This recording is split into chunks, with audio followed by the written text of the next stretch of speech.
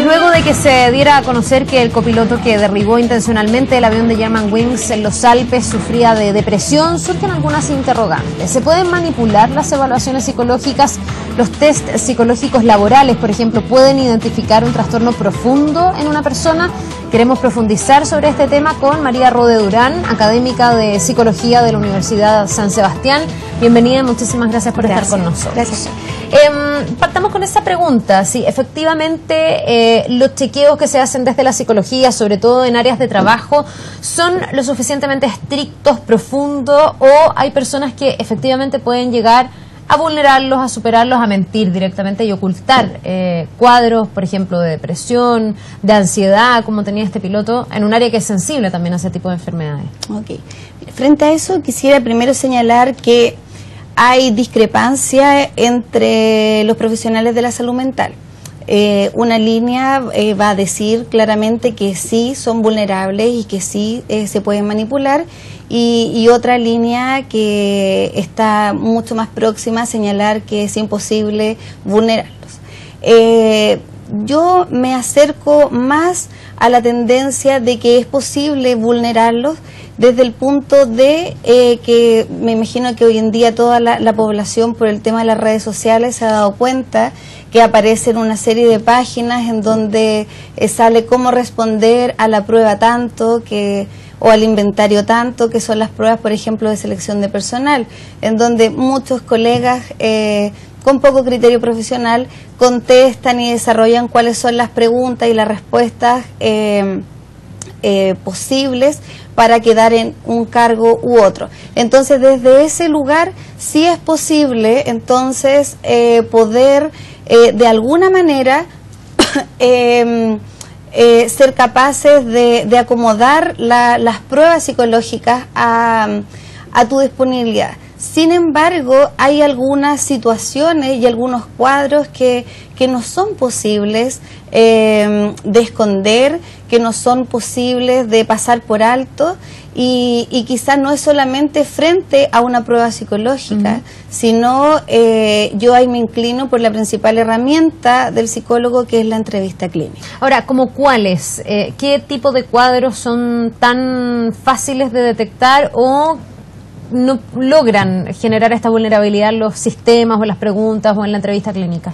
Cuando hay una patología más profunda que tiene que ver con los trastornos de la personalidad, por ejemplo, en donde tú observas disonancias entre lo que la persona está hablando y lo que está expresando, y hay situaciones que no calzan dentro de lo que está también relatando, y fíjate lo que estoy hablando, relatando. ¿Por qué? Porque muchas veces en los test, en las pruebas psicológicas, aparecen algunos elementos y luego tú corroboras algunas situaciones que quedan inconclusos, que no quedan claros en los test psicológicos, los corroboras con la entrevista clínica, y es ahí donde comienza la disonancia para el psicólogo, y es donde tú vienes a clarificar ciertos puntos. Entonces, la prueba psicológica por sí misma, muchas veces, y yo me atrevería a decir, y me hago responsable de mis dichos, no basta por sí misma.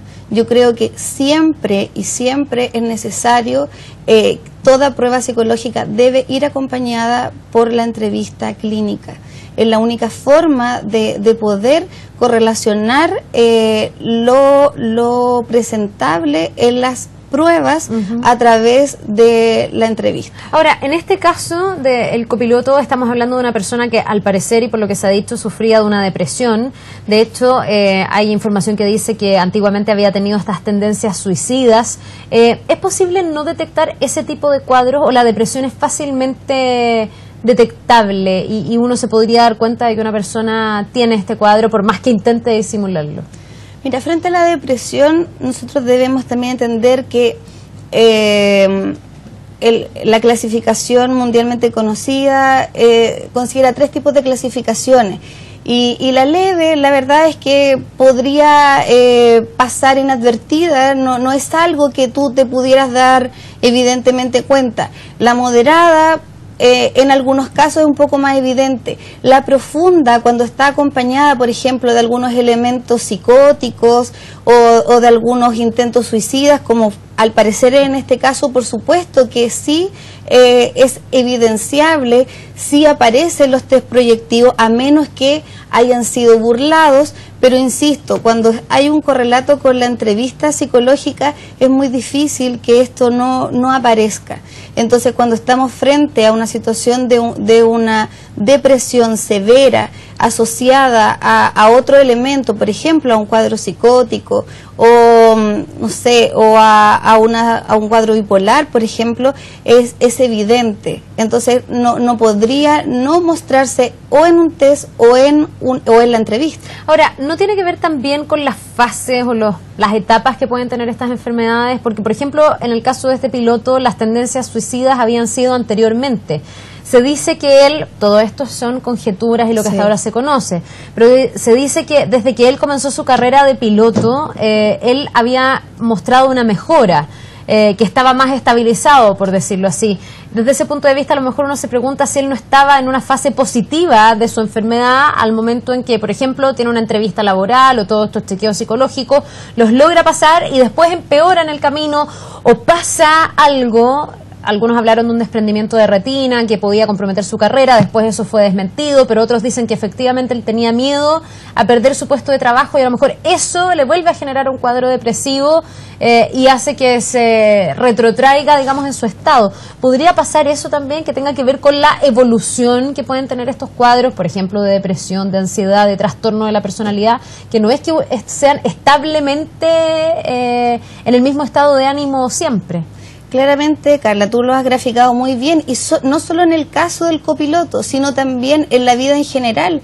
Nosotros podemos ingresar a un trabajo con una perfecta selección, entre comillas, de personal, con un perfecto estado emocional, mental, pero también en la vida van ocurriendo situaciones que te hacen estar fluctuante emocionalmente y poder también estar susceptible de desarrollar cualquier cuadro de la salud mental, que puede ser también lo que ocurrió con este joven, que quizás estaba justamente en una situación obviamente de mayor vulnerabilidad o que cayó en un estado de crisis. Pero ahí yo voy a lo siguiente: si tú contratas a una persona que conoce sus antecedentes, entonces ¿cuáles son los mecanismos de evaluación y de monitoreo constante en cuanto a la salud mental? Porque es un trabajo también de alto riesgo. Claro, en ese tipo de trabajos debiese haber un chequeo súper frecuente. Exactamente. Digamos. Al parecer aquí no ha sido así. Yo leía incluso declaraciones de algunos pilotos que hoy día se desempeñan en Europa y no daban sus identidades ni nada, pero decían que los chequeos a los que los someten son entrevistas de 2 minutos, que en realidad son para poner un ticket y decir ya pasó, váyase. Y obviamente en esa entrevista probablemente no se alcance a pesquisar si es que hay una patología de fondo. Ahora, yo también me pregunto qué tan habilitada o inhabilitada está una persona que tiene una depresión profunda para trabajar en áreas que son sensibles, como esta. ¿No debiese nunca una persona con depresión o con trastornos como la ansiedad o trastornos de personalidad desempeñarse en este tipo de labores? ¿O uno podría pensar que pueden hacerlo, pero con un chequeo permanente uno podría controlar los cuadros y no hay riesgo? Es una pregunta muy difícil de poder en este momento taxativamente darla. Ahora, yo creo que muchas personas pueden, y podemos, me incluyo, estar en una depresión severa, ¿de acuerdo? Y de hecho uno lo ve en la práctica clínica y las personas se recuperan, salen de esa situación con tratamiento farmacológico. Entonces desde ahí te puedo responder lo que tú me estás preguntando, desde la experiencia. Salen de esta situación, pero siempre hay un control, siempre hay una monitorización por un equipo multidisciplinario. ¿Es un mal crónico la depresión? La verdad es que la depresión en sí es una enfermedad está catalogada como una enfermedad, como un trastorno del ánimo, pero también lleva aparejada otras cosas también, factores culturales, psicosociales. Por lo tanto, hoy en día lo que todos entendemos por depresión muchas veces no se condice necesariamente con lo estrictamente del trastorno. Claro, porque es distinto levantarte un día un poco más bajo de energía o tener una pena particular por algo que tener un cuadro crónico depresivo. Ahora, dentro de eso, siempre uno escucha algo que alguien alguna vez me dijo que era un error, pero uno escucha esto de la depresión endógena. Yo no sé si existe un concepto que apunte a una depresión de ese tipo con características particulares, pero lo que uno siempre ha escuchado es que esa gente que en el fondo nunca logra superar ese estado y que sí logra aminorarlo con algunos remedios, con un control permanente, pero que en algún momento se puede nuevamente activar. Me acuerdo, no sé, por ejemplo, el caso de Raimundo Tupper, este jugador de fútbol de la Católica que termina suicidándose, y toda la gente decía, él vivió toda la vida con esta depresión, él lo controlaba a través de los remedios, pero un día, en un cuadro que se detonó con mayor profundidad, decidió tirarse del 9º piso de un hotel. ¿Así es un cuadro depresivo crónico? Sí, el cuadro depresivo crónico es muy fuerte, y hoy en día por eso también hace muchos años se incluyó, por ejemplo, en aquellos tiempos en el auge, y hoy en día, por ejemplo, el trastorno depresivo severo, el que tú me estás relatando, tiene una serie de prestaciones. Las personas tienen, no sé, garantías de fármacos, y generalmente están toda la vida con tratamiento farmacológico, con psicólogos, en el equipo entran trabajadores sociales, asisten a psicoterapias grupales, está considerada la prestación de visitas domiciliarias. Te fijas, es todo un equipo y todo un involucramiento profesional que está para poder apoyar a ese usuario del sistema, para que justamente no ocurra lo que le ocurrió a Tupper y a otras personas. Ya, pero personas con ese tipo de cuadro, y para finalizar, pensando en que este copiloto alemán también estaba lidiando permanentemente con un trastorno mental que puede ser depresión, que puede ser ansiedad, que puede ser una bipolaridad, porque también se ha hablado de eso, no lo conocemos en profundidad. ¿No debiese nunca pilotar un avión? Una persona que tiene este tipo de trastorno debería quedar inhabilitada para ciertos trabajos que pueden ser de alto riesgo o que pueden comprometer a un otro, ¿o se puede pensar que esas personas con un chequeo suficiente y con una asesoría que esté permanentemente encima podrían desempeñar sin ningún problema ese tipo de trabajo? Yo creo que esta persona, en su posición de copiloto, y creo que eso también a lo mejor es un indicio que nos señala que él, al no estar en el puesto de piloto, quizás es justamente por eso, al no estar en la situación de piloto y cumplir un rol secundario, quizás justamente se había tomado esa decisión por ello. Para mí es muy complejo poder dar una respuesta así, Carla, porque sería muy lapidaria con muchas personas que padecen esta situación, y sería también cortar las alas para muchas personas que están también luchando en un tratamiento.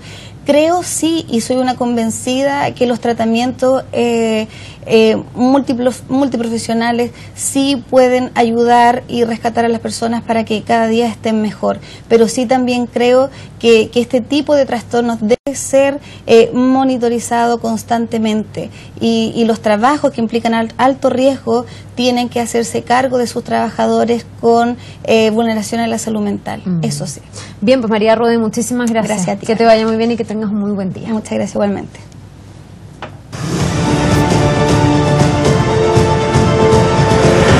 Catástrofe.